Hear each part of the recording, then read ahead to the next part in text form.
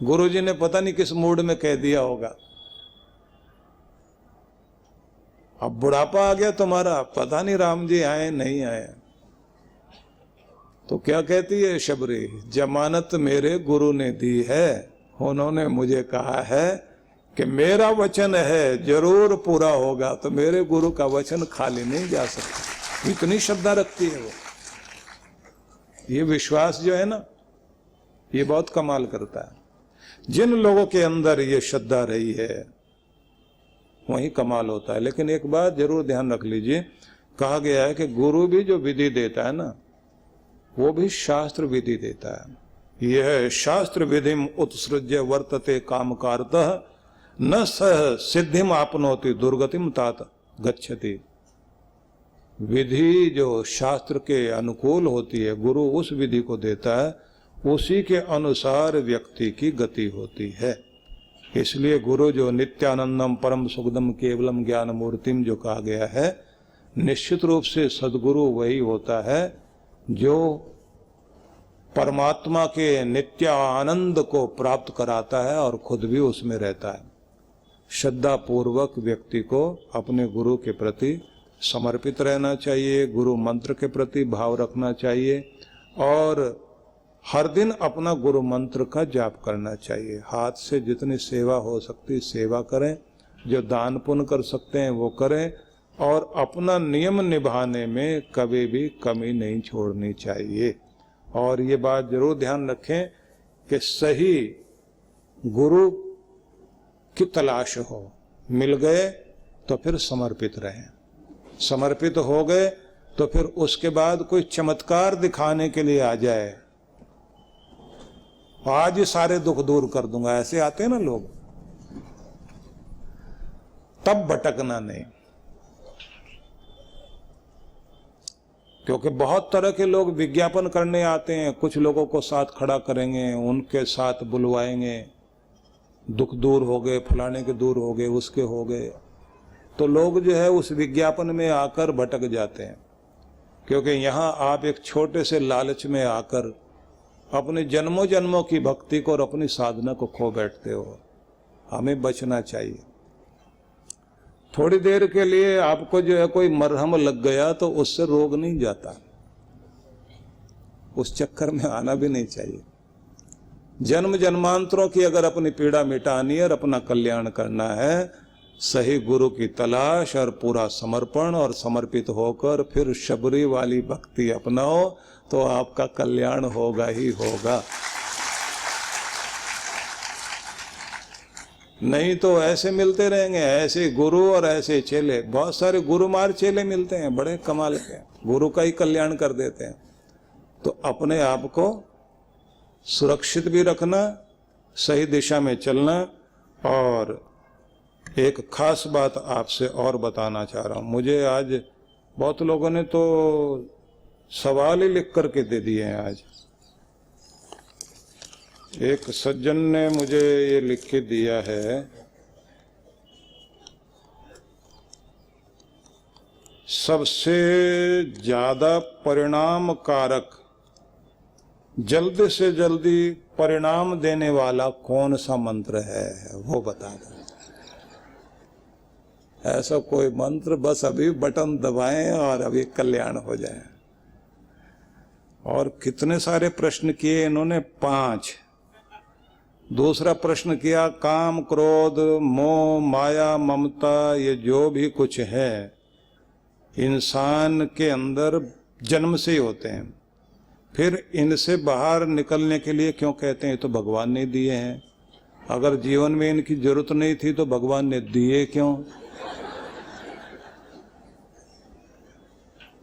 तो बहुत बढ़िया बढ़िया सवाल करते हैं। एक जगह हम लोग थे, एक बच्चे ने हमसे पूछा, यूनिवर्सिटी का एक विद्यार्थी था, उसने ये पूछा कि एक बात बताइए कि अगर मैं 1 किलो घी चुरा लूं और उसे रोज नियम से 1-1 चम्मच खाऊं, दंड बैठक लगाऊं, जिम विम करूं खूब, तो चोरी का घी ताकत देगा या नहीं देगा।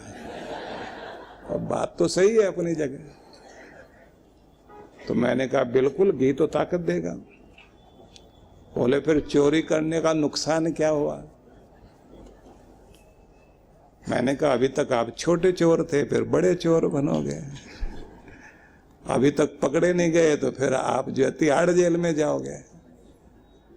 क्योंकि घी तो ताकत दे रहा है, वो ताकत शरीर में भी देगा, और जो आपकी मेंटलिटी है, जो आपकी मनोवृत्ति है, उसे भी ताकत देगा। उसे ताकत दे के कहेगा अभी छोटा चोर था, बड़ा बन अब, और बड़ा बनेगा तो फिर ज्यादा बड़ी चोट खाएगा। वो बोले आप तो बहुत चालाक है। मैंने कहा तू भी तो कोई कम है क्या? वो मुझे ही सोच रहा था कि मुझे चक्कर में डालेगा। और पूछने वाले बड़े अद्भुत होते हैं। हम लोग एक देश में थे तो वहां बाबा जी बोल रहे थे, मैं तो उस समय बहुत छोटा ही था, तो मैं उनके साथ बैठा था। तो वो बोल रहे थे कि देखो मीट मांस नहीं खाना चाहिए, अगर तुमने किसी मुर्गे को खाया अगले जन्म में वो तुम्हें खाएगा। एक लड़का बैठा हुआ था, वो खड़ा हो गया, बोले हो सकता है जिसको हम खा रहे हैं उसने पिछले जन्म में हमको खाया हो, तो हिसाब पूरा हो गया। अब बाबा जी उसकी तरफ देखे, दुष्ट आदमी है, कैसे बोलता है। फिर वो मेरी तरफ माइक करके बोले अब तुम समझाओ। मैंने कहा मेरे गले क्यों डाल रहे हो भाई? तब फिर मैंने उनको समझाना शुरू किया कि लगभग 126 कारण हैं जिसके कारण इंसान को मांसाहार नहीं करना चाहिए।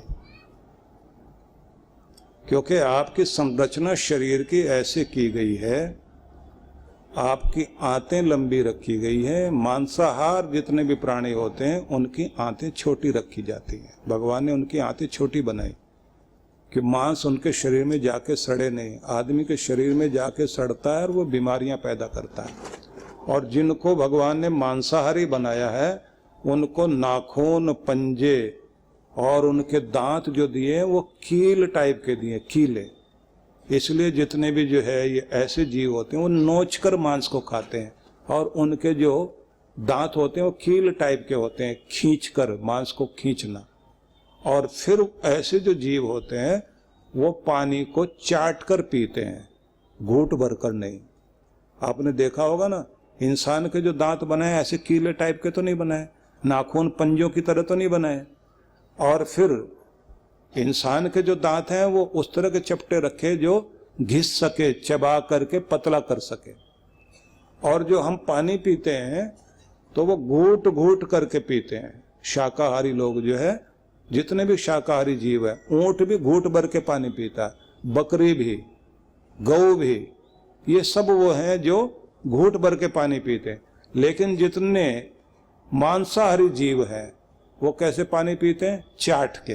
कुत्ते को पानी पीते देखा ना, पानी को चाटता है। भेड़िया, शेर, ये जितने भी मांसाहारी है ये पानी को चाट कर पीते हैं। इंसान घूट भर के पीता है। हमें बनाया गया है शाकाहारी। जब मैंने वो बताना शुरू किया तो वो लड़का बोला, खड़ा था, बैठा ही नहीं था, आधा सुनने के बाद बैठ गया। बोले आप थोड़ी तमीज की बात कर रहे हो। मैंने कहा तू भी तमीज की बात कर भैया।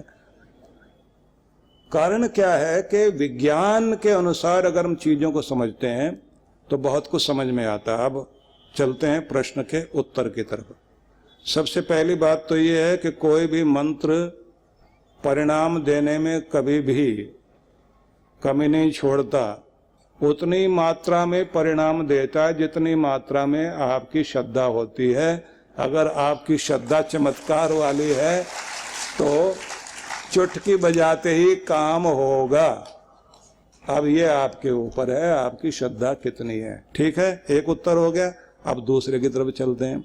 इन्होंने लिखा काम, क्रोध, लोभ, मोह, ममता वगैरह ये तो भगवान ने दे रखे हैं, इन्हें दूर करने की जरूरत क्या है? बात तो बड़ी बढ़िया कही ना उन्होंने, लगता है कि बहुत काम की बात कही है। लेकिन अब जरा थोड़ा समझना कि क्रोध भगवान ने दिया क्यों? कोई गलत चीज आपके खिलाफ होने लग जाए, चोट पहुंचाने लग जाए, उसके को हटाने के लिए, विरोध करने के लिए आपकी ऊर्जा का जो विस्फोट होता है उसी को क्रोध बोलते हैं। और वो क्रोध अगर ना हो तो आप जी नहीं पाओगे। गुस्सा करना पड़ेगा, विरोध करना पड़ेगा, बचना पड़ेगा। बचने के लिए क्रोध दिया गया, लेकिन ये इतनी ही मात्रा में, इतनी ही लिमिट में चाहिए कि जिससे आपका काम चल सके। और अगर ये ज़्यादा बड़ा हो गया तो ये बिल्कुल वैसा हो जाता है। चाहिए कितना? जैसे घर में खाना पकाने के लिए आग जितनी जरूरत चाहिए ना, उतनी ही जलनी चाहिए चूल्हे में। और अगर ज़्यादा जल गई तो घर को जला के राख कर देगी।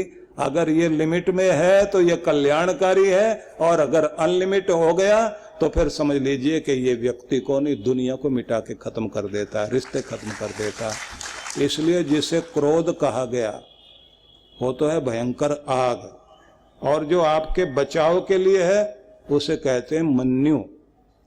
इसलिए प्रार्थना की गई, मन्यु रसी मन्यु मई धेहि, सहोसी सहो मई धेहि, कि भगवान वो वाला क्रोध और वो विरोध करने की शक्ति हमें दे जिससे मैं अपना भी कल्याण कर सकूं और दूसरे का भी कर सकूं। लेकिन जो मुझे राक्षस बना दे ऐसा क्रोध मुझे मत देना। तो जो लिमिट में रहे वो कल्याण करेगा। इसलिए जो आपको दिया गया वो लिमिट में, मर्यादा में रखने के लिए दिया गया। आप उसे जब बढ़ा लेते हैं तो फिर वो राक्षस बना देता। इसलिए बोला गया कि इनसे बचना चाहिए। ठीक है, समझ में आ रहा है ना? तो इसलिए चाहे काम है, जितना वो चाहिए उतने से आपका काम चल सकता है, लेकिन अगर वो मर्यादा से आगे चला गया तो राक्षस बनाएगा, न जाने कहाँ लाकर खड़ा कर देगा। मोह जो है उतना चाहिए जिससे आपका घर, आपके रिश्ते चलें, आपकी चीजें सुरक्षित रहें। अगर बढ़ गया तो आखिर तक रुलाएगा, क्योंकि मौत नहीं रुलाती, मोह रुलाता है। इसी तरह से काम, क्रोध, लोभ, उतना लोभ ठीक है जिससे आपका विकास हो सके। जहां वो आगे बढ़ा तो कृष्ण भगवान ने इसे नरक का द्वार कहा कि इससे बढ़कर, क्योंकि काम विकार भी एक सीमा पर जाकर रुक जाएगा, क्रोध भी एक सीमा पर जाकर रुक जाएगा, लालच की कोई सीमा नहीं होती। ये तो बढ़ता गया तो इतना हो जाएगा कि सारी दुनिया की दौलत भी मिल जाए तो भी आदमी को कम लगेगी। इसलिए रोकना पड़ेगा। मर्यादा में जो चीज है वही कल्याण के लिए है। इसलिए जहां मर्यादा से बाहर हुआ तो कहा जाता है कि इन गुणों को, ये जो गुण दुर्गुण बन रहे हैं, इन्हें सद्गुण बना लो तो ये आपके कल्याण के लिए है। और अगर आपने इनको सद्गुण नहीं बनाया तो यही फिर आपके विनाश के लिए है। ठीक है, उत्तर पूरा हो गया।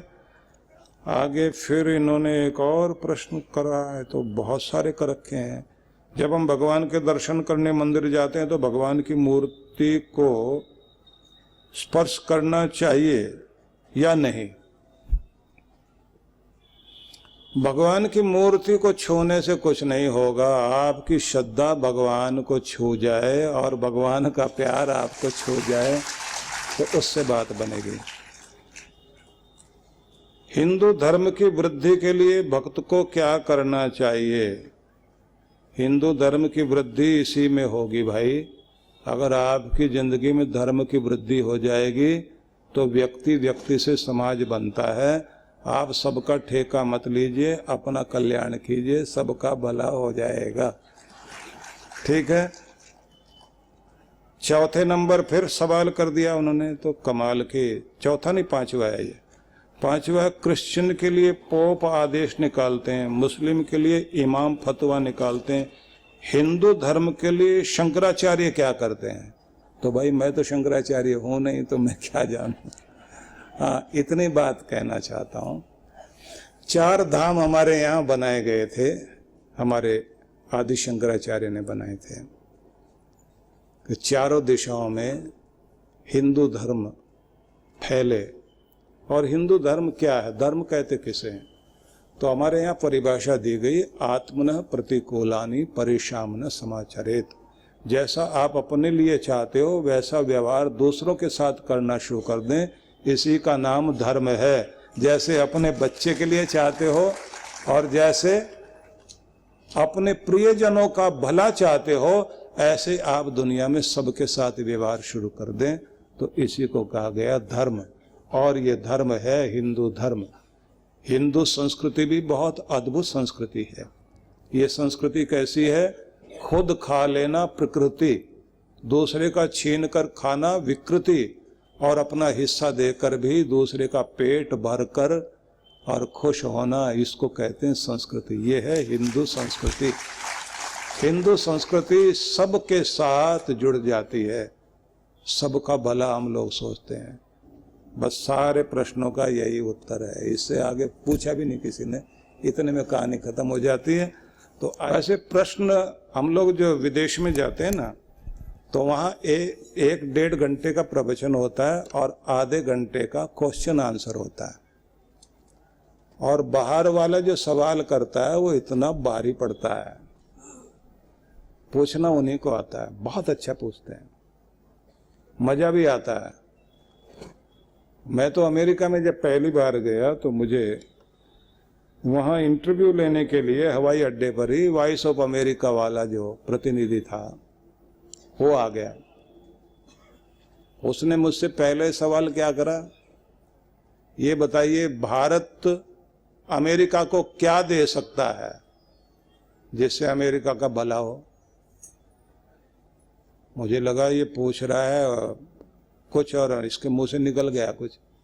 ये पूछना चाह रहा है कि अमेरिका भारत को और क्या दे सकता है जिससे भारत का भला हो। मैंने कहा दोबारा पूछो। उसने फिर कहा भारत अमेरिका को क्या दे सकता है जिससे अमेरिका का भला हो। अब मुझे समझ में आ गया कि ये यही पूछ रहा है। तो मैंने कहा पहले ये बताइए अमेरिका का ऐसा क्या खो गया है जो भारत दे सकता है। बोले आप बताइए।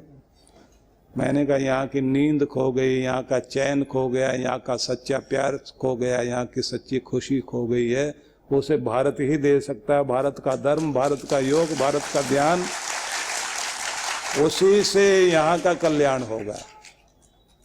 अब उसे समझ में आया कि जवाब तो ठीक मिल रहा है। उसने कहा अच्छा रुकिए अभी। उसने अपने यहाँ फ़ोन मिलाया और फ़ोन मिला के बताया कि ऐसे मैंने पूछा, ऐसे जवाब दिया। तो पहले इंटरव्यू था 20 मिनट का, फिर उन्होंने 40 मिनट का कर दिया। बहुत तरह के सवाल पूछे। एक देश में था जहाँ ये पूछा गया कि ये बताइए कि भारत में ऐसा क्यों होता है कि जब कोई अर्थी लेकर जाते हैं, मुर्दे को लेकर जाते हैं, तो अर्थी को आगे रखते हैं, लोग पीछे पीछे जाते हैं, और जब किसी की शादी होती है तो लोग आगे आगे चलते हैं और शादी वाला जो है पीछे पीछे चलता है। तो दमदार सवाल है ना। मैंने कहा यही हिंदुस्तान का सबसे बड़ा सौंदर्य है और सबसे बड़ी शिक्षा है। आगे अर्थी जा रही, पीछे लोग जा रहे हैं, और संदेश क्या दिया जा रहा है? अर्थी की तरफ से संदेश दिया जा रहा है कि पीछे आने वाले इंसान ये मत सोचना कि तू इस दुनिया में परमानेंट है। आज अगर मैं जा रहा हूँ, मैं आगे हूँ, तो एक दिन तो भी आगे होगा, और ऐसे छोड़ने के लिए लोग आएंगे। इसलिए जीवन की नश्वरता को जान।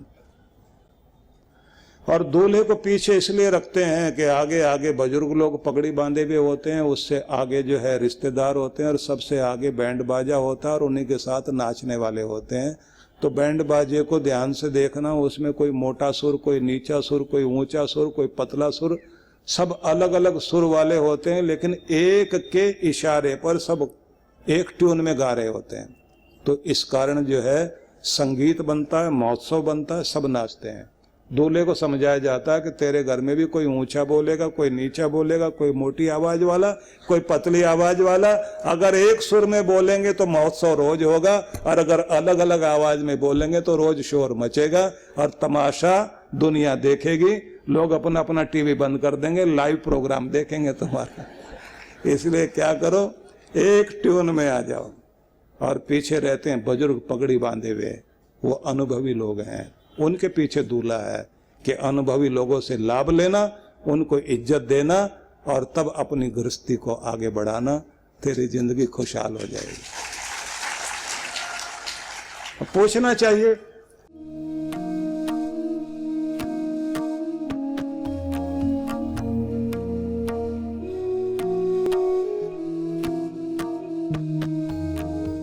परम पूज्य सद्गुरुदेव श्री सुधांशु जी महाराज एवं डॉक्टर अर्चिका दीदी जी के पावन सानिध्य में शिव मंगल महोत्सव 25 एवं 26 फरवरी 2025 दिल्ली स्थित आनंद धाम आश्रम में होने जा रहा है भव्य एवं विशाल कार्यक्रम। इस बार शिवरात्रि का अवसर है और यह अवसर हम सब के लिए बहुत ही हर्ष और आनंद देने वाला है। इस अवसर पर आनंद धाम आश्रम नई दिल्ली में अद्भुत कार्यक्रम रखा गया है, जिसको हम शिव मंगल महोत्सव के रूप में मनाएंगे, जिसमें भगवान शिव की विशेष कृपा प्राप्त करने के लिए होगा शिव ध्यान, 1.25 लाख पार्थिव शिवलिंगों के साथ रुद्राभिषेक, महारुद्र यज्ञ, शिव तरंग एवं शिव महाआरती। आप सभी इस कार्यक्रम में सादर आमंत्रित हैं। पंजीकरण एवं अधिक जानकारी के लिए संपर्क करें। विश्व जागृति मिशन के गुरुग्राम मंडल द्वारा परम पूज्य श्री सुधांशु जी महाराज के पावन सानिध्य में 4 दिवसीय सनातन धर्म जागृति दिव्य भक्ति सत्संग आयोजित किया जा रहा है। कार्यक्रम की शुरुआत गुरुवार की उपस्थिति में 20 फरवरी प्रातः 11 बजे सनातन जागृति शोभा यात्रा से की जाएगी। संध्या में 4 से 6:30 बजे तक दिव्य सत्संग किया जाएगा। 21, 22, 23 फरवरी प्रातः 8 से 10 बजे तक तथा 4:30 बजे से 6:30 बजे तक दिव्य सत्संग होगा। इसके अतिरिक्त एक सत्र ध्यान साधना 21 फरवरी प्रातः एवं दूसरा सत्र विद्यार्थियों के लिए 22 फरवरी को प्रातः रखा गया है। विशेष महासत्र 23 फरवरी 2025 को होगा, जिसकी शुरुआत प्रातः 8 बजे से 11 कुंडीय यज्ञ तथा संध्या में 4 बजे से विश्व विख्यात आध्यात्मिक संत एवं धर्म गुरुओं के द्वारा विशेष वचनामृत श्रवण करने का सौभाग्य प्राप्त होगा। स्थान श्री गौरी शंकर मंदिर के सामने सेक्टर 9A गुरुग्राम।